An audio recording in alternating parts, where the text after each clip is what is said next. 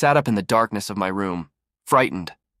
Some noise from the land of the waking had jolted me out of unconsciousness. Groggy, I reached across to the nightstand, turning my alarm clock towards my face.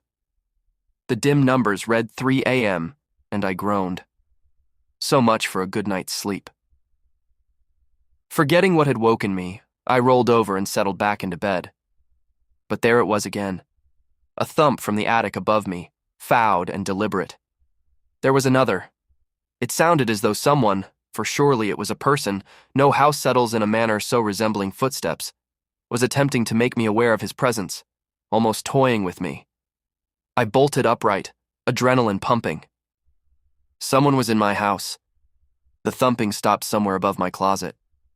Slowly, I stood up in darkness of my room, the illumination of the alarm clock extending no further than the nightstand upon which it sat. Slowly, I worked my way out of my room and down the hall, heading for the storage closet, and grabbed my old bat.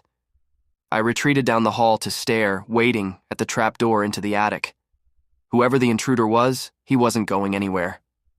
I held my breath, waiting for any noise, any sign of life. Nothing. Heart racing, I slowly approached and pulled down the ladder. The light was on in the attic. I wasn't sure if I'd left it that way. I climbed up as quietly as I could and peeked into the room, only to be confronted with nothing there at all. Just the old crap I'd left up in storage. I sighed, relieved. I must have been imagining things.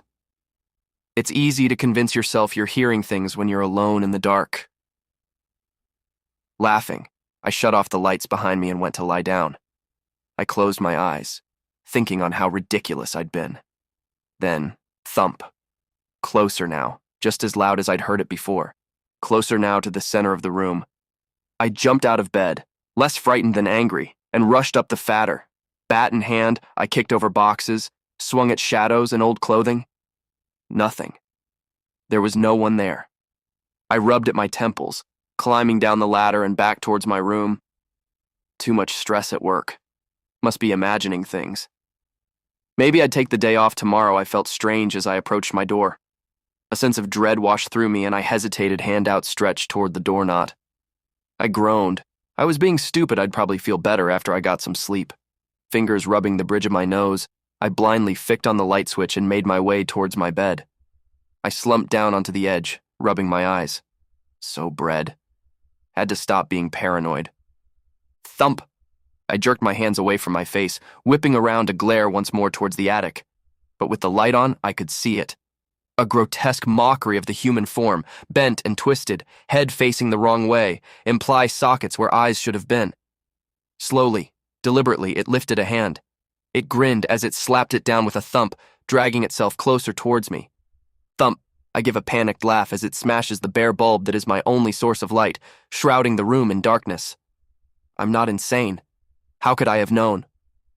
Thump. It walks on ceilings. Thank you for watching.